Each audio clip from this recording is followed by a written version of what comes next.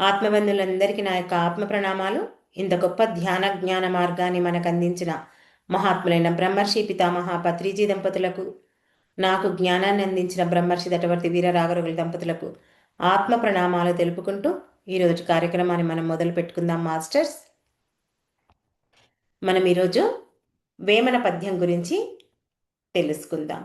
ఏంటి వేమన పద్యం అంటే, అల్పబుద్ధివానికి అధికారమిచ్చిన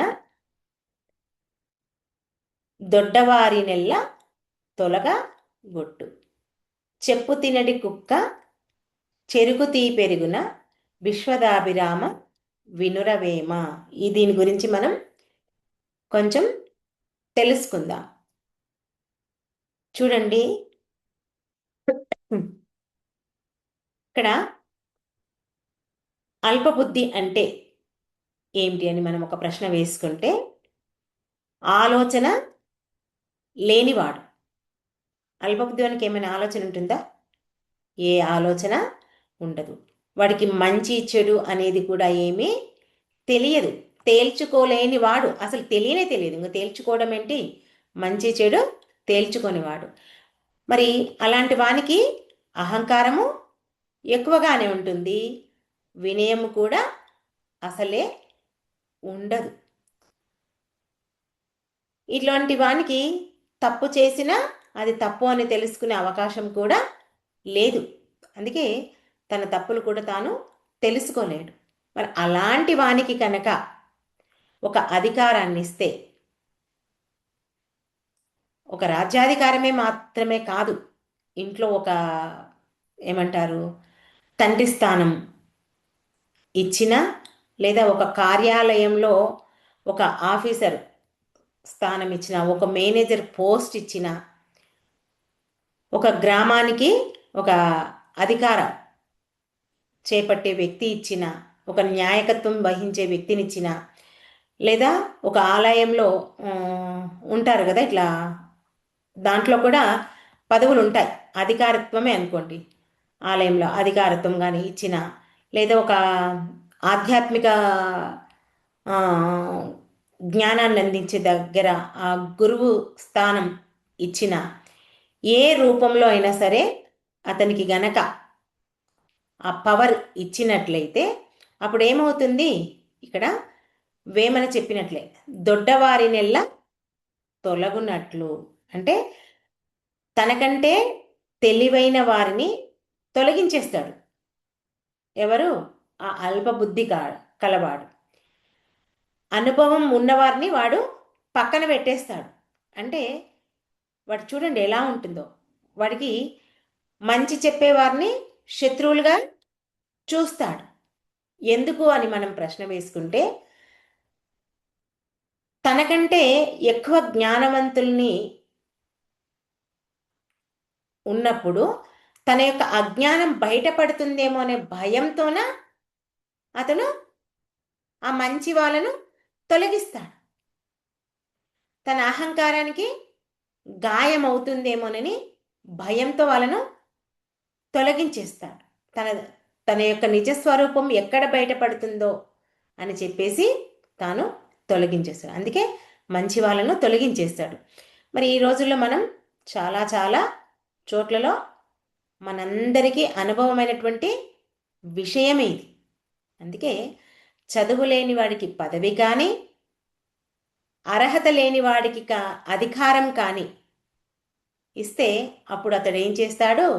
నిజాయితీగా పనిచేసే వాళ్ళందరినీ బాధ పెడతాడు, రకరకాలుగా హింసిస్తుంటాడు, వాళ్ళను ఎన్నో రకాలుగా ఇబ్బందులకు గురి చేస్తుంటాడు.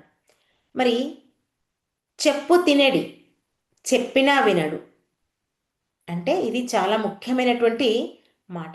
అల్పబుద్ధి వాడికి ఎంత మంచి చెప్పినా, ఎంత ప్రేమతో హెచ్చరించినా, పెద్దవాళ్ళు ఎన్నో అనుభవంతో కూడిన మాటలు చెప్తుంటారు కదా, అయినా సరే అతను మాత్రం వినడు. ఎందుకంటే వాడికి ఒకటే, నాకు అన్నీ తెలుసున్నాయని ఎవ్వరి మాట వినను, నాకు మీరెవరు చెప్పేవాళ్ళు అనేటువంటి అహంకారంతో ఉంటాడు. మరి అలాంటి వాడికి జ్ఞానం ఎక్కడ ఉదయిస్తుంది? మంచివాడి కంటే చెప్తే వింటాడు. ఈ అజ్ఞానంలో ఉన్నవాడికి ఆ జ్ఞానం అందుకునే తలుపే మోసుకుపోతుంది. అలాంటి వాడికి ఎన్ని రకాలుగా ఎంతమంది చెప్పినా వాడికి అర్థం కాదు. అందుకే కుక్క చెరుకు తీ పెరుగున అంటే చూడండి ఎంత అద్భుతమైనటువంటి ఉపమానాన్ని చెప్పారు వేమన గారు. చెరుకు అంటే ఏమిటి ఇక్కడ? ఆ చెరుకు ఇక్కడ మనం చెప్పుకునికే తీపి, ప్రేమ, దయ, సహనం. మరి కుక్క స్వభావం ఏమిటి? కాటు వేయడం. చూడండి, పెంచుకున్న కుక్కలంటే ఏమనం. బజార్లో రోడ్డు మీద ఉన్న కుక్కలకు మనం ఎంత తీపి పెట్టినా, ఎంత స్వీట్ పంచభక్ష పరమాణాలు పెట్టినా దాని బుద్ధి అది పోనించుకో. ఇంట్లో పెంచుకు మీరు అనొచ్చు కుక్క విశ్వాసం గల జంతువు కదా, అలా ఎలా చెప్తారు అని. ఇంట్లో పెంచుకునే కుక్కలు దానికి ఒక పూట అన్నం పెడితే అది మంచిగా మన దగ్గరే ఉంటుంది కాబట్టి అట్లా. అలా రోడ్డు మీద పోయే కుక్కలకు నువ్వు తీపి, చెరకు అలాంటివి ఎంత ప్రేమగా చూద్దామని పోయినా అది తిన్నంతసేపు తింటుంది, ఏం చేస్తుంది? అది కాటు వేస్తుంది. అంటే కుక్కకు ఎంత తీపి పెట్టినా అది చివరికి కాటు వేస్తుంది. అలాగే ఈ అల్పబుద్ధి గల వ్యక్తికి మనం ఎంత సహాయం చేసినా వాడిని సరే వీడు జ్ఞానం సరిగ్గా లేదు కదా అని చెప్పేసి వాడికి రకరకాలుగా వాడిని పైకి తీసుకురావాలని చెప్పేసి మంచి మాటలు చెప్పినా వాడికి ఎన్ని రకాలుగా సహాయం చేసినా అతడు మాత్రం వినడు. అంతేకాకుండా ఏం చేస్తాడు? మళ్ళీ మనకే ఆ హాని చేయడానికి కూడా వెనక్కిపోడు. ఆ కుక్క తిన్నంతసేపు తిని ఎలా కాటు వేయడానికి చూస్తుందో వేస్తుందో మనం అల్పబుద్ధి గల వాళ్ళకు ఎంత సహాయం చేసినా, ఎలాంటి మాటలు చెప్పినా, ఎన్ని రకాలుగా చెప్పినా వాడేం చేస్తాడు? మనకే హాని చేస్తారు. చూడండి, నాకు తెలిసిన ఒక ఆంటీ ఉంటుంది. ఆ ఆంటీకి చాలా హెల్పింగ్ నేచర్. ఎవరికి చూడు సహాయం చేస్తుంది. ఆమె ఎన్నో దాన ధర్మాలు చేస్తుంది. అన్నీ చాలా చాలా అసలు సేవ అంటే అంత అద్భుతంగా ఆమె అందరికీ అందిస్తుంటుంది. వాళ్ళ ఇంట్లో ఆమెకు ఒక షాప్ ఉంటుంది, రెంట్కి ఇచ్చింది. దాదాపు ఒక 10 సంవత్సరాల నుంచి షాప్లో ఉన్న వాళ్ళు అందరూ మంచి వాళ్ళు ఏముంటారు కదా, బతుకు తెరువు కోసం షాప్ పెట్టుకునే వాళ్ళు ఉంటారు కదా. అతడు చాలా బీదవాడు అన్నట్లు. బీదవాడైతే వాడికి రకరకాలుగా ఆహార పదార్థాలు కానీ వండి పెట్టడం కానీ చేయడం కానీ, వాళ్ళ భార్య ప్రెగ్నెంట్ ఉన్నప్పుడు ఆమెకు అన్ని రకాలుగా ఒక ప్రెగ్నెంట్ ఉన్న లేడీకి మంచి మంచిగా ఏదైనా తినాలనిపిస్తే ఈమె చేసి పంపించడం, అన్ని రకరకాలుగా అందించేది. దాదాపు అట్లా 8-10 ఏళ్ళ నుంచి వాళ్ళకు ఎంతో సన్నిహితం. వీళ్ళకి ఏదైనా అవసరం ఉన్నా అతడు చేయడం అలా ఉండేది. మంచిగా ఒక బిడ్డ పుట్టింది, అంతా అయ్యింది. ఆ 8-10 ఏళ్ళు ఎంతగా ఆ ఆంటీ దగ్గర సన్నిహితం ఉండి ఆమె యొక్క ప్రేమను, ఆప్యాయతను, ఆ యొక్క డబ్బు పరంగా అనుకోండి, తినే వస్తువులు అనుకోండి, అన్ని రకాలుగా ఎంతో పొందిండు. పొందిన తర్వాత చివరికి ఏం లేదు, బాగా సన్నిహితమైతే ఏమంటారు? రారా పోరా అనడం సహజం కదా. ఎప్పుడు రోజు ఇప్పుడు మన పిల్లలు మనం అనుకోమా, మన కడుపులో పుట్టిన పిల్లల్ని రారా, ఇక్కడ రారా, ఆ బండి తీసుకురాపో, అది తీసుకురాపో, ఇది తీసుకురాపో అని మనం చెప్పడం సహజం కదా. అలాగే ఇటు రారా అని అన్న ఆ ఒక్క రా అనే పదానికి ఈ మధ్య మీరు మా ఆయన్ని రా అని అంటున్నారంట, ఇది మాకు నచ్చట్లేదు, అందుకే మేము మీ షాప్ ఖాళీ చేసిపోతున్నాము, మాకు అవసరం లేదు అని చెప్పేసి అన్నారంట. సరే వెళ్ళండి, అదేం లేదు, దానికేం లేదు, నేను నా కొడుకు అన్నట్లు నేను రా అని పిలిచాను అంతే తప్ప నాకేం అహంకారంతో చెప్పలేదు అని చెప్పేసి ఆంటీ అన్నదంట. అంటే 8-10 ఏళ్ళ నుంచి ఆమెతో ఎన్ని సహాయ సహకారాలు అందుకున్నాడు. అంటే అల్పబుద్ధి అనేది ఎక్కడ పోదు, ఎంత సహాయం చేసినా. ఎక్కడ పోనిచ్చింది వాని బుద్ధి? అలాంటి వాళ్లకు సహాయం చేసిన వృధా అనేది అర్థమైపోయి మనం నిత్య జీవితంలో ఎంతోమందిని చూస్తుంటాము. కాకపోతే ఇది బాగా నాకు అనిపించింది. అబ్బా, ఇన్ని రోజుల నుంచి అంత సేవలు చేపించుకొని అన్ని రకాల సహాయ సహకారాలు అందించుకొని చివరికి ఇలా చేశారు కదా అని అనిపించింది. అందుకే అల్పబుద్ధి వాడికి ఎంత సహాయం చేసినా వాడు దాన్ని గుర్తించడు. అలాగే అందుకే మనం చూడాలి ఇది ఎక్కడెక్కడ మన జీవితంలో వర్తిస్తుందంటే, చూడండి, ఒక కుటుంబంలో గనక అర్హత లేని వాడికి మనం ఇంటి పెద్దగా గనక ఇచ్చామనుకోండి, ఇల్లు గడుపురా, చక్కగా చూసుకో, నువ్వు పెద్దోడివి కదా, వయసులో పెద్దోడు కానీ బుద్ధిలో చిన్నవాడు, వాడికి ఏమీ తెలియదు, ఉంటారు కదా అలాంటి వాళ్ళు కూడా. అలాంటిగా వాని చేతిలో కనుక ఆ కుటుంబాన్ని పెడితే ఆ కుటుంబం అంతా చీలిపోతుంది. ఎందుకంటే వాడికి బుద్ధి లేదు కాబట్టి వాడు ఆ విధంగా చేస్తాడు. వాడికి మంచి మాటలు కూడా రుచించవు, వినిపించవాడు, ఎన్ని చెప్పినా వినిపించుకోడు. అహంకారం కూడా అతడికి ఎక్కువగానే ఉంటుంది. అల్పబుద్ధి గల వాళ్ళు అట్లాగే ఉంటారు. మరి అదే ఒక కార్యాలయంలో మేనేజర్ పోస్టుకు అర్హత లేని వాడికి ఇస్తే కనుక ఏం చేస్తారు? నిజాయితీగా పనిచేసే వాళ్ళందరినీ వాడు తొలగిస్తుంటాడు, బాధ పెడుతుంటాడు. తనకెవరైతే వత్తాసు పలుకుతారో, అంటే తనను ఎవరైతే పొగుడుతారో అలాంటి వాళ్ళనే దగ్గరికి తీసుకొని వాళ్ళను పైకి లేపడానికి చూస్తుంటాడు. మరి ఇలా చేస్తే ఆ సంస్థ ముందు పడుతుందా? ఎన్ని రకాలుగా ప్రయత్నం చేసినా ఆ సంస్థ అంతా నాశనం అవుతుంది, కానీ ఇక్కడేమీ లాభం ఉండదు. ఇదంతా దేనికోసం చెప్తున్నాము? అల్ప బుద్ధి కాని వాళ్ళకు మనం కనుక పవర్ ఇస్తే ఎలా ఉంటుందనే దానికి చెప్పుకుంటున్నాం. మరి అట్లాగే ఒక రాజకీయ నాయకుడు మరి అందరికీ బుద్ధి ఉంటుందని ఏం లేదు కదా. బుద్ధి లేని నాయకునికి కనుక మనం రాజకీయ పదవిని ఇస్తే కనుక దేశమే వెనకబడిపోతుంది. ఎందుకు అంటే అతడు ప్రజల్ని మోసం చేస్తాడు. మంచి నాయకులనంతా తొక్కేశారు. మనం కూడా ఇప్పుడు చూస్తున్నాం, మన నిజ జీవితంలో కూడా అలాంటివెన్నో జరుగుతున్నాయి.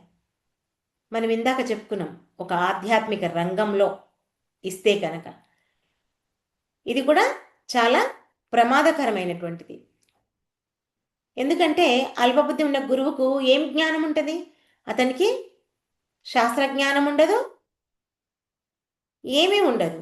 అలాంటప్పుడు అలాంటికి గురువు స్థానం ఇచ్చారనుకోండి, శిష్యులను దారి తప్పిస్తాడు, అహంకారం పెరిగేటట్లు చేస్తాడు, వాళ్ళు తను పెంచుకుంటాడు, ఇతరులకు పెంచేటట్లు, అంటే ఆ శిష్యులకు పెంచేటట్లు చూస్తాడు. ఇంకా ఇక్కడ ఏమంటారు? ఆ గురువు శిష్యులకు అందించే జ్ఞానం ఎలా ఉండాలంటే మోక్షాన్ని పొందే జ్ఞానాన్ని అందివ్వాలి. మోక్షం ఊరికేనే పొందుతారా? తనకున్నటువంటి ఆ బంధాల నుంచి విడిపడితేనే మోక్షం వస్తుంది. మరి ఆ బంధాల నుంచి ఎలా విడిపడాలి? ఆ మోక్షాన్ని ఎలా పొందాలి? ఇలాంటివన్నీ చెప్పాలి. మరి వీటిని వదిలిపెట్టి సరికాని జ్ఞానం అందిస్తే వాళ్ళు ఎక్కడ మోక్షం అందుతుంది? వాళ్ళకి ఇంకా ఏమీ అందదు. అందుకే ఇక్కడ వేమన గారి అంతర్లీన సందేశం ఏంటి అంటే, ఇక్కడ ఒకటే గుర్తుపెట్టుకోవాలి, అధికారం అర్హతతో రావాలి. అర్హత లేని వారికి అధికారం ఇస్తే వృధానే. అధికారం అంటే అర్హత లేని వానికి అధికారం ఇస్తే కనుక ఏమవుతుంది? అక్కడ వాడి యొక్క ఒక మానవుని జీవితమే కాదు, ఆ కుటుంబానికే శాపం. అది ఒక రాజకీయ నాయకుల్లో అనుకోండి, ఒక గ్రామ అధికారికి అనుకోండి, ఒక కుటుంబంలో అనుకోండి, ఎక్కడైనా సరే ఆ పెత్తరికం అనేది ఇచ్చినప్పుడు అర్హత ఉన్నవాడికే మనం పెద్దరికాన్ని ఇవ్వాలి. మరి వినని వాడికి చెప్పటం వృధా, అంతే కదా.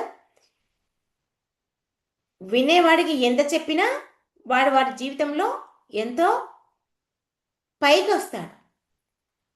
మరి ఆ వినని వానికి ఎంత జ్ఞానాన్ని అందించినా ఆ జ్ఞానం అందదు, కాక ఆ జ్ఞానద్వారం అనేది మూసుకుపోతుంది. అందుకే ఎప్పుడే కానీ అజ్ఞానిని మనం అధికంగా పోషించకూడదు, అది మనకే ప్రమాదం. అంటే అల్పబుద్ధి గల వానికి మనం అధికారం ఎట్టి పరిస్థితిలో ఇవ్వద్దు. ఇచ్చినమంటే మన జీవితానికే ముప్పు. మరి మనం ఎట్లా జాగ్రత్త పడాలి మన జీవితంలో అంటే, మనం అధికారంలో ఉంటే, అంటే నిజంగా ఒకవేళ మనమే ఆ అధికారంలో, ఒక కుటుంబ పెద్దగా కానీ, ఒక గ్రామ సర్పంచ్గా కానీ, ఒక శిష్యులకు అందించే జ్ఞానం విషయంలో కానీ, ఏదైనా సరే ఏం చేయాలంటే మనం ఎప్పుడూ వినయంగా ఉండాలి. పెద్దలు చెప్పినటువంటి మాటను వినాలి, ఎందుకంటే వాళ్ళు ఎంతో అనుభవంతో కూడిన మాటలు మనకు అందిస్తారు. అలాంటి మాటలు వింటే మనం మన జీవితాన్ని బాగుపరుచుకుంటామో, మనతో ఎవరైతే సన్నిహితంగా ఉంటారో, మనతో ఎవరైతే ఆ జ్ఞానాన్ని అందుకుంటారో వాళ్ళు కూడా బాగుపడతారు. ఇంకా ఎవరైనా మనం సరిగ్గా చెప్పట్లేదని ఏదైనా విమర్శ ఇస్తే కనుక ఆ విమర్శను కూడా మనం స్వీకరించాలి. ఎందుకంటే ఆ విమర్శను ఎప్పుడైతే మనం స్వీకరిస్తామో మన యొక్క జ్ఞానపరిధి పెరుగుతుంది. ఎందుకంటే దానిపై దృష్టి పెడతాం మనం. నేను ఇంత మంచిగా చెప్పినా అయినా వాళ్ళు ఇట్లా నన్ను అన్నారు అని మనం అహంకారంతో పోయామనుకోండి, మనం ఎదగం ఇంకా. ఎందుకు ఇక్కడ ఏమి నచ్చలేదు నేను చెప్పిన దాంట్లో వాళ్ళకు, ఏ రకంగా అందిస్తే వాళ్ళు మన యొక్క జ్ఞానాన్ని స్వీకరిస్తారు, మనల్ని విమర్శించకుండా ఉంటారు అని మనం లోతుల్లోకి వెళ్తాం ఎప్పుడు ఆ విమర్శను స్వీకరించినప్పుడు.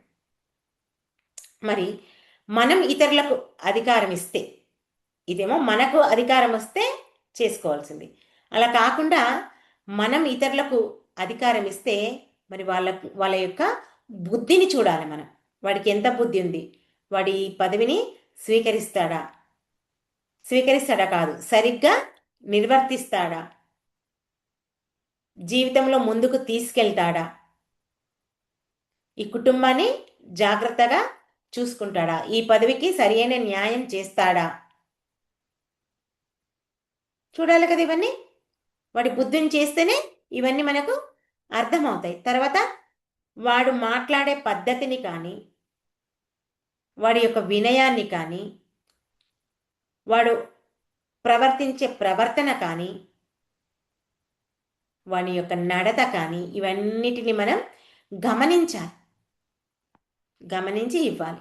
మరి మన జీవితంలో ఏం చేయాలి, మనం మన యొక్క అహంకారాన్ని దూరం పెట్టాలి. ఇవన్నీ విచారణ చేసుకుంటే మనకు తెలుస్తుంది. నేను తెలుసుకున్నాను, నాకు అన్నీ తెలుసు అనే భావన మనకెప్పుడు ఉండకూడదు. ఎంత తెలుసుకున్నా, ఎంత విన్నా ఎదుటి వ్యక్తితో ఇంకా తెలుసుకునేది, నేర్చుకునేది ఎంతో ఎంతో ఉంటుంది అనే విషయాన్ని 1కి 1000 సార్లు మన మదిలో గుర్తు పెట్టుకోవాలి. అప్పుడే ఎదుటి వ్యక్తి దగ్గర మనం ఎంతో జ్ఞానాన్ని అందుకోవడానికి అవకాశం ఉంటుంది. ఇది మనం చాలా చాలా గుర్తుపెట్టుకోవాల్సినటువంటి విషయం. వేమన గారు ఊరికే పద్యం రాయలేదండి, మన జీవితాన్ని మనం రక్షించుకునే సూచనలు ఇచ్చాడు. అందుకే అల్పబుద్ధి గలవానికి అధికారం ఇస్తే కనుక వినాశనమే జరుగుతుంది తప్ప ఇంకేమీ లాభం లేదు. ఇది ఒక వ్యక్తికై అయినా, ఒక కుటుంబానికైనా, సమాజానికైనా అందరికీ ప్రతి ఒక్కరికి వర్తించేటటువంటి శాశ్వతమైనటువంటి సత్యం ఇది. అందుకే ఏం చెప్తున్నాడు? విశ్వదాభిరామ వినురావేమ అంటే ఈ విశ్వాన్ని అలంకరించే రాముడు. ఈ వేమన చెప్పినటువంటి ఈ మాటల్ని మనం శ్రద్ధగా వినాలి. ఎప్పుడైతే ఆయన యొక్క మాటల్ని మనం శ్రద్ధగా ఉంటామో ఆ మాటల్ని మనం మన జీవితంలో ఆచరణలో పెట్టుకుంటాము. మన యొక్క జీవితాన్ని కాపాడుకుంటాం. మన జీవితం కాపాడిందంటే ఆటోమేటిక్గా మన కుటుంబమే బాగుపడుతుంది. ఇదండి వేమన గారు ఇచ్చినటువంటి అల్పబుద్ధి కాని వానికి అధికారం ఇస్తే ఎలా మన జీవితం ఎలా ఉంటుంది, ఇవ్వకుంటే ఎలా ఉంటుంది అనే దానికి సందేశం. అర్థమైంది కదా? ఓకే మాస్టర్స్, ఈ అవకాశం నాకు ఇచ్చినందుకు మీ అందరికీ నా యొక్క కృతజ్ఞతలు. Thank you, thank you, thank you.